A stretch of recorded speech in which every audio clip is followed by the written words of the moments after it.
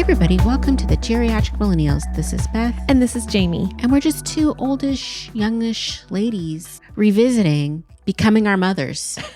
Because it's still happening. It's still happening. It's still happening. It is. It's on a fast track. Yeah. I feel like I'm becoming a lot of the like women I looked up to or were around me growing up that I thought were old.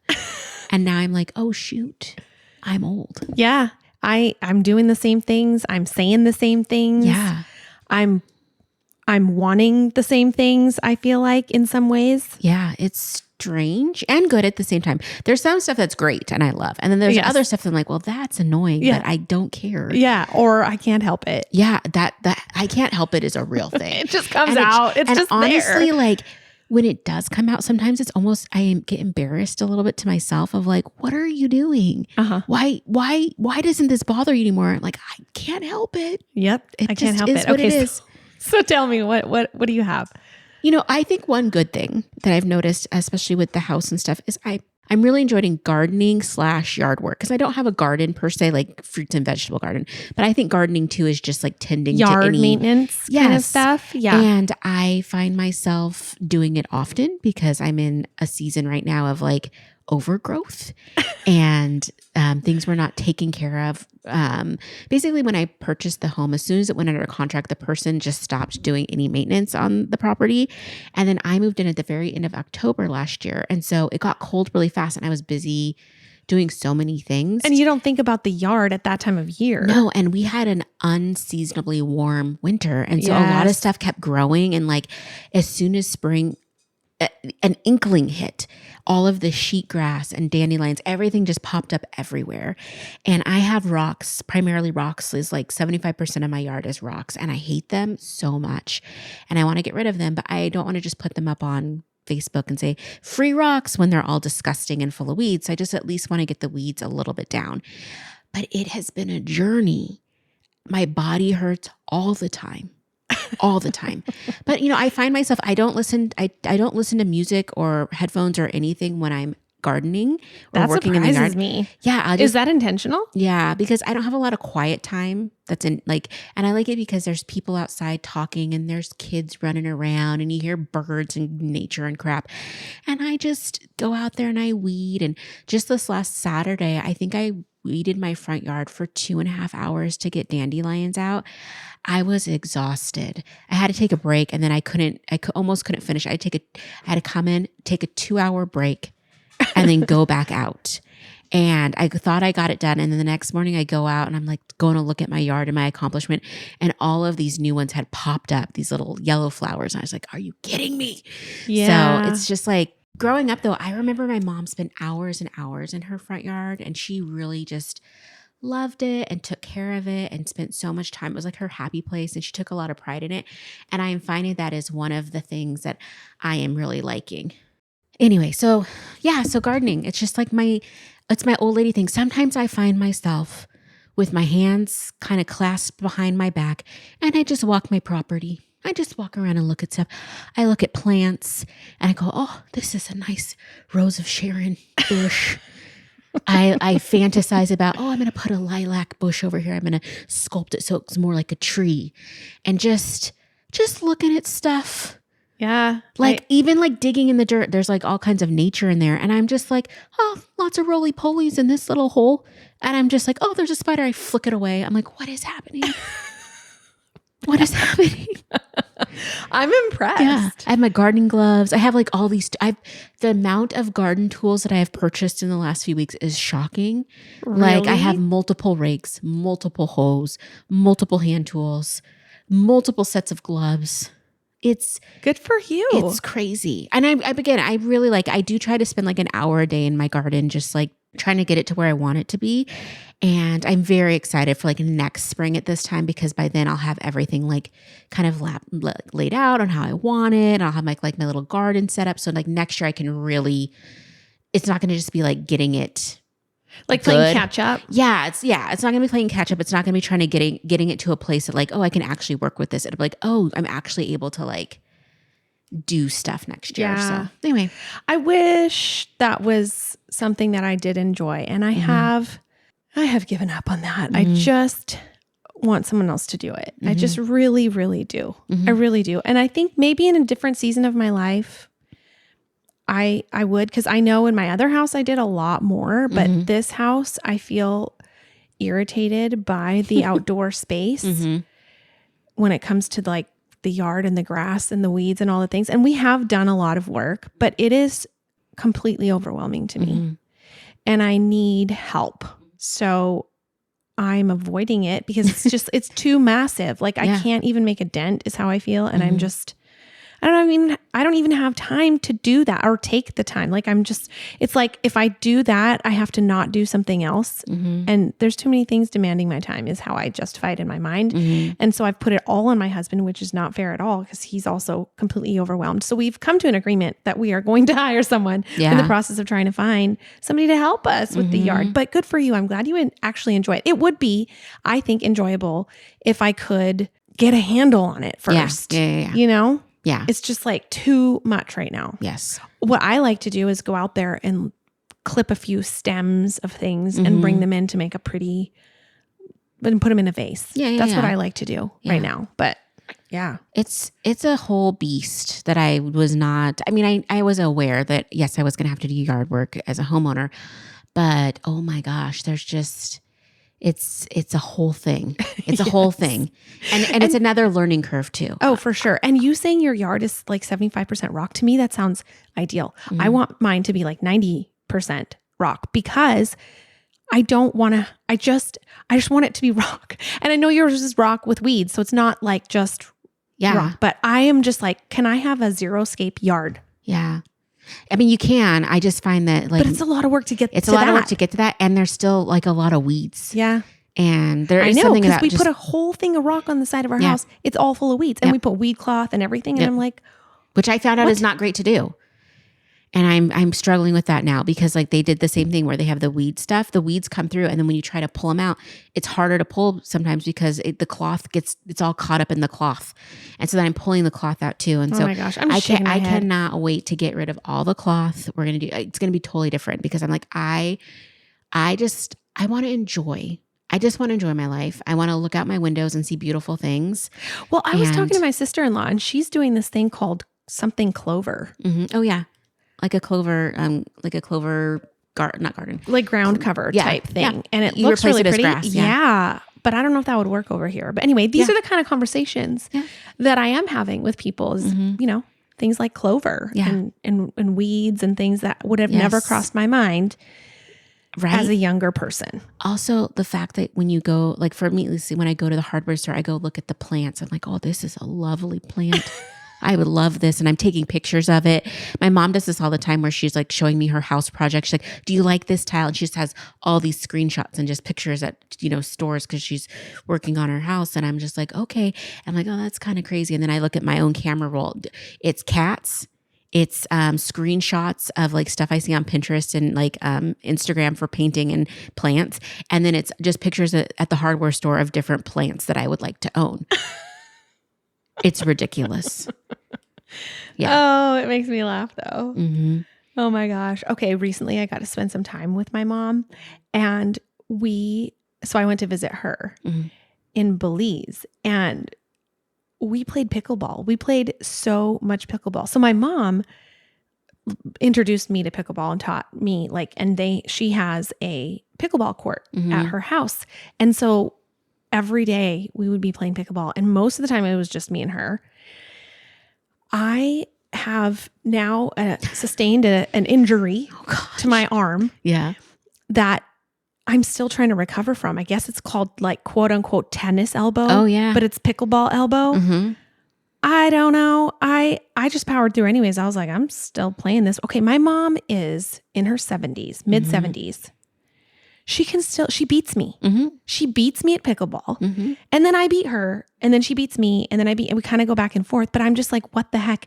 How, like, Yeah. I'm inspired by that. Mhm. And so I feel like in some ways I'm turning into her just like younger because I'm getting into pickleball, Yeah. now. And she did in her 70s That's and I'm in my 40s. crazy. So by the time I'm in my 70s, Oh, yeah. I'm definitely going to be kicking my daughter's butt in pickleball. Yeah. I mean, I hope. Yeah.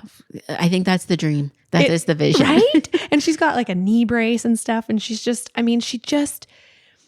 goes for it. She goes for the ball. She just doesn't let it, slow her down or stop her or whatever. And she just loves getting out there playing. And so I know that pickleball is for all ages. It does tend to have the demographic, in my experience and exposure, of like a little bit of the senior crowd more. And I'm totally okay with that. I guess I'm a part of that now in some ways. And I think it's a sport that I can continue to play into my senior years. I mean, I think that's lovely. It just is so funny that you're like this pickleball queen now. I mean, and now I'm like trying to get my daughter to play with me. I'm like, you want to play? You want to go play? Like, let's go. That's amazing. So as you were talking about having tennis elbow or pickleball elbow, it made me giggle because it's like the pain is real. It is. I bought a brace. I bought a brace off Amazon. I'm hoping it helps. I have been starting to pregame gardening with some ibuprofen. Because I squat and it's hours of squatting and bending and everything. And I'll get done and like my hips hurt so bad and my back hurts. And I know it's going to get stronger especially as this year goes on, because by the end of summer, watch out world. Yeah. Squatting queen. But I just sit in a squat and I'm just plucking weeds. And like, I have now started like right before I got like 15 minutes before, I'll take some ibuprofen so that I can work longer and harder. Smart. And I'm just like, that's just something my mom would do. I remember one time she like overdosed on aspirin. Like she was just taking it too much. And then she'll kill me for saying this, but whatever. She ended up getting she cut her ear somehow. And it didn't stop bleeding? It didn't stop bleeding, except it wasn't like bleeding a lot. Like she didn't notice. And eventually she's like, my ear is hurting so bad. So we go to the doctor and her ear had been bleeding and a giant like clot of blood was in there, like dried blood, because it just kept bleeding and adding. Oh, no. And the doctor pulled out, it looked like, like when people pull out a giant thing of earwax, you're like, oh my gosh. It was like that, but it was just blood. And she's just like, oh my gosh. And the doctor was like, what are you taking? And so she'd been taking too much aspirin, like no more aspirin. Like you have to take other, painkillers. But I get it. As you get older, there's just like, there's sometimes little pains that just don't really go away or they just pop back, when you're playing a specific sport or doing a repetitive task, like, oh, that's okay. It's time to get the thing because I'm doing the thing that causes the pain. So, Right. Anyway. Yeah. Oh, okay. Another thing that, when I was thinking about this episode, I did go back and listen to our part 1 episode of Am I Becoming My Mother? Because I didn't want to repeat myself, because that was one of the things in that episode, because it is very much my mom's MO, and unfortunately has become mine as well. And I will repeat. And I did not want to do that in this episode. But I was thinking about my mom, thinking about my memories of my mom when I was younger. And I remember my mom having a soft, squishy stomach. And I have that. I have that too. And I remember when I was younger, just thinking, kind of just noticing that. And it was very different than mine, because growing up, I had a flat stomach and I was just a thin, flat stomach girl. And having had some children and things, like there have been seasons in my life where it's kind of, been somewhat flat again. But now I feel like it's just kind of squishy. And I do exercise and I do things, but I will now, this might be too much information, but I will this is so dumb, but I think, so I will take my hands. Have I told you this before? No. Okay. I will take my hands and I will put them together to make a circle, and I'll put them over my belly button. And it looks like a bagel. And then I do that to my kids and I'm like, it's my birthday bagel. And I'm like, and it really does look like that to me. And that's a really weird thing to do and a weird thing to share and tell everyone. But it's because my stomach has this layer of just, squishiness, and it never used to. And it reminds me of my mom, and my mom is a tiny person. She's very petite. She's kind of short and she's super cute and she's a petite little thing.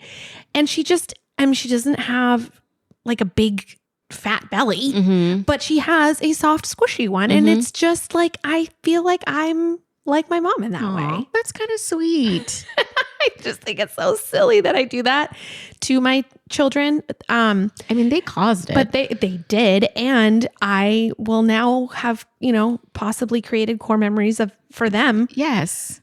Of their mom's bagel belly. But I also think you're normalizing the fact that bodies do change. And yes, if your sons marry ladies and they have kids, their bodies might change. Your daughter's body might change in time. And I think that's something that we don't always talk about. Your body can change. It does change. Yes. And we can still embrace those things and look at them and have fun with it and see the beauty. It's like, it kind of makes me think about I feel like we're in this era where a lot of people get work done, a lot of Botox, a lot of filler, a lot of lip injections, a lot of microneedling, and a lot of tummy tucks, a lot of plastic surgery and facelifts and stuff, nose jobs, all the kinds of things. And some of it I get, it's like, it helps people's self-esteem. It's whatever. I think there is an obsession with it, but it's like sometimes we lose our features of our family. Right. And I remember I haven't gotten anything done, but I did get Invisalign during the pandemic because I was like, you know what?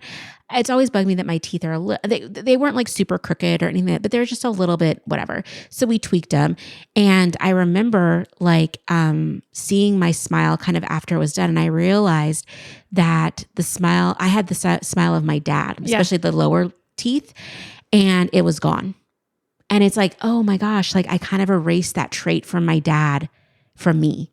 And it made me a little sad sometimes because I would see that and I would think of him because I would just see, oh, there's my dad's smile or whatever it is. And so I think that it's good when we can embrace and recognize oh no, that's my grandma's, eyes and how her eyes did. And oh, that's how my grandpa's smile lines started to etch in. And oh, my hands look like my grandma's hands. I don't know. I just think there's a lot of beauty in that. And I wonder if some people, as they get older and either they realize they don't look like their mom or their grandma, and B, what it happens when your daughter, you don't look like your daughter now, I don't know. I just think it's interesting to see what does that play into people's thoughts of oh, I'm not going to look like my children because I'm erasing those traits because I'm getting all this work done. Yeah. Which no shame in that game, but it's just, I don't know, something to think about. Yeah.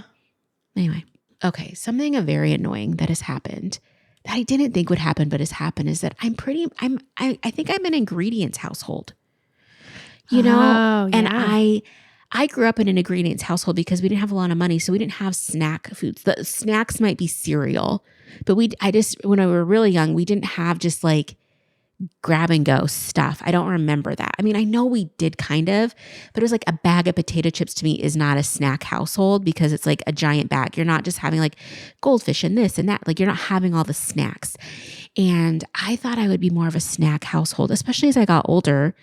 But I went into my kitchen the other day and I just wanted a little something. And I was like, everything is an ingredient. Everything, you have to make everything. Everything has been purchased for a meal and is an ingredient. I mean, I have a carrot. You could just eat a carrot, but that's not a snack. Right. That's not grab and go. It's I have to peel it. I have to cut it. I'm not even buying the mini baby carrots. I'm buying real big carrots that need to be prepped. I'm just upset about it. So I was going to say, how do you feel about this? I mean, because you could just purchase some snacks. I know, but when I purchase the snacks, what I'm finding is either I stop liking them, or I just I just don't eat them. And so then I just take them to work and give away.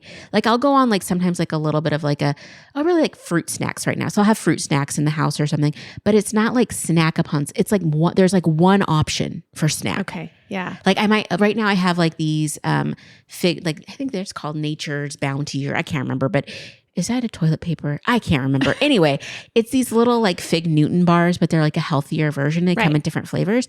So sometimes I have those in the house, but I don't have those and fruit snacks. I just have those. Well, so it's like I have one snack. Though. I know, Jayme, but when I do that and buy like multiple snacks, I don't eat them. And they end up going to waste. I don't understand this. I don't know either. It's because I want to be a snack household, but I just am not. I'm an ingredients household. Like I grew up where it's like you want a snack? Okay, you're gonna make struggle nachos. You got some chips and you got some shredded cheese. Put it in the microwave, you know? Yeah. Or it's like, oh, you want a little sweet treat? Get some cinnamon toast. Yeah. And it's just like those are to me that's ingredient household dessert. Right. So anyway, I keep thinking like, I mean, I have all the power. I go to Costco all the time. I see tons of snacks and I'm like, oh, I could buy trail mix. I'm like, I don't want that. Well, I could buy this. Okay, I don't want that. Maybe you need to stop going to Costco to look for snacks because then you get this giant. Well, yes, but I do it at the grocery store too. Okay. I mean, I walk down the snack aisle. I mean, it cracks me up because I walk down the snack aisle with all the bars and all the treats and all the prepackaged crackers and everything like that. And it doesn't even dawn on me to grab any of it. It doesn't. It's not even like a thought. Oh, so even though I want to, I just want to be able to go to my kitchen and grab a snack, and I just can't. It's always there's always a hindrance, and then I'm like, well, okay, I guess it's a string cheese. That's my snack. Anyway, so yeah, I'm an ingredients household, and I think I got that from your mom. I think my mom's like that too because like when I've gone to her house and like, do you have anything to eat? And she's like, got some saltines. That's an ingredient. I'm sorry, that is not a snack. A saltine cracker is not a snack. It's an ingredient to go with something else. Yeah. Anyway. Yeah. I mean, my daughter would think that was a snack, but. I mean, it can be a snack, but it's not. No, when you're like, oh, I need a little snack. No, I know what you mean. Get some dry saltines. Yeah. Not even a cheese with it. Just dry saltines.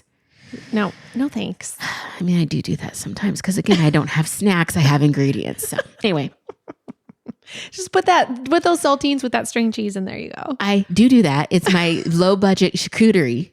And when I'm real desperate, I've sprinkled like shredded cheese on the top and microwaved it for like saltine nachos, which is not great. Beth. It's a mess over here. Oh my God. Okay. That is too funny. Okay. Another way that I think I'm becoming like my mom is that it's the technology thing, right? Mm-hmm. So I'll be helping her with her technology because for whatever reason she needs help, right? Like it's kind of a learning curve or it's something she needs help with, like purchasing something online or ordering something online or things like that, right? Like doing all these things online and with her phone, and her phone is just completely unorganized and whatever, that's fine. But there's just sometimes where she needs some help with technology. But she does a great job. She's actually really good at it. But it's just here and there, right? Mm-hmm. And I get this feeling now in my own life that I am kind of behind the curve kind of thing. You know what I mean? Like I have this feeling of just not being in the loop and being a little out of date and not keeping up, even though I have a smartphone and I, have apps and blah, blah, blah, blah. I can't even think of a specific example. Mm-hmm. It's just that I get this sense that my kids are just better at it than me and they know more. And so I feel I am the mom and I feel like the mom and I feel like my mom probably feels, you know what I mean? A little bit. Yeah. I think you don't know what I mean? I think you're better than you think you are, honestly. And I think you know more than I don't know if your kids are as advanced as you think you are. They are. Oh, they're probably not. Yeah. But I just have that feeling of like being like in my mom's shoes. Yeah. I get it. In that sense of like, even though I haven't really asked my kids for help, but here's an example that I can think of is when they need help with their homework. Mm-hmm. And I'm like, you need to go ask one of your siblings. Like I don't. What do you mean? Well, homework is a whole different thing than technology. I know. If somebody asks you to do algebra, I'm like, no. Feeling. I think it's that feeling of just like there's things you don't know, and it's related to technology. Mm-hmm. That's all. Okay. I have found, and this is my own bias, that the younger generation is not as great at technology as like millennials and Gen X, in all honesty, because they're app based, a lot of them, you know? And so it's like, we've learned and progressed through lots of different iterations of lots of different technology and have to use it in lots of different formats and all kinds of stuff. And I've just had so many interns that I'm just looking at them. I was like, oh my gosh. They don't know how to use stuff. They don't really know how to use or figure out stuff, as well as like, I've seen like older, like younger millennials, or even, well, we've had to figure it out. Yeah. But again, like they're on the phone and they can like, okay, a kid can figure out YouTube so fast and blah, blah, blah.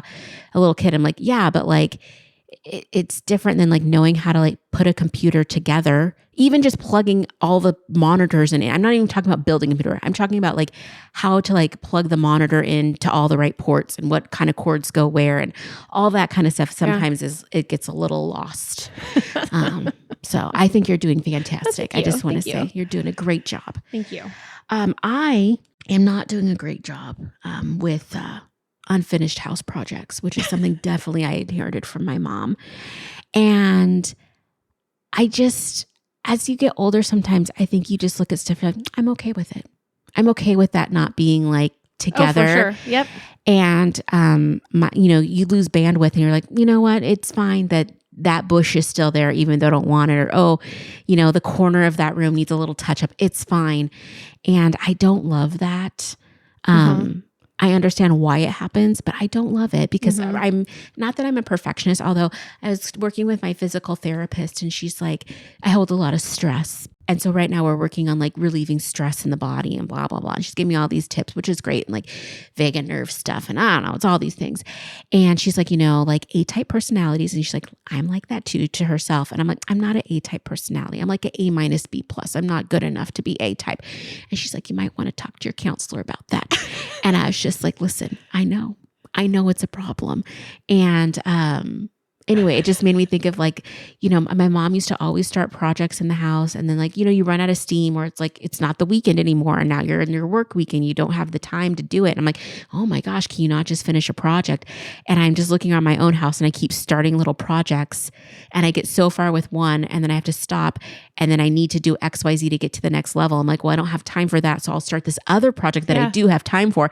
And then all of a sudden I'm sitting on 15 unfinished projects. I'm like, oh my gosh, I'm Linda. And it's just fantastic. And I love it. Oh, you know what I think is fantastic? This term that you just used of being an A- or a B+. I'm going to start using that. Yeah. Because I don't feel like I'm a type A. No. But I don't feel like I'm a type B. I'm like a B+. Yeah. Because sometimes I feel like the type B people, I'm like, oh, that's chaotic for me. Yeah. But yeah, like I feel like I can't be type A fully because I'm not good enough. And it's very That frustrating. might be a sign of being a type A though. I think it is. However, I can't claim being an A by any means. Because again, I feel like I can't get my life together, but it's fine. It's fine. It's fine. But I'm like, by the end of summer, my yard will be nice. And that's how I'll know I've made it. Okay. I have one more. I have one more thing that came to mind. So the other day, doing some laundry with one of my teenagers and comes to the towels. Yeah. And we're folding towels. And I remember having this argument with my mother because she wanted me to fold the towels a certain way. Yeah.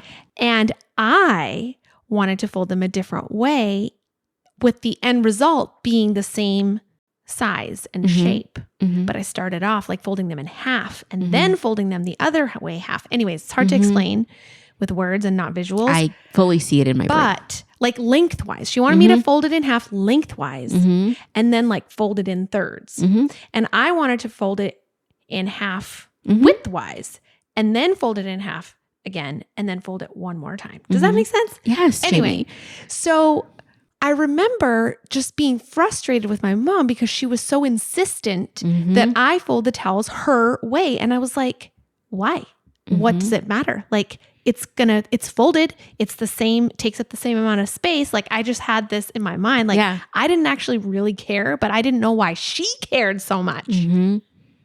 Here I am, present day, folding towels with my child, having the same argument, except I'm my mother. And I'm like, no, I want you to fold them this way. And he's like, why? Like, why can't I fold them this way? And I'm like, no, because this is the way they need to be folded. And like, it was this whole back and forth.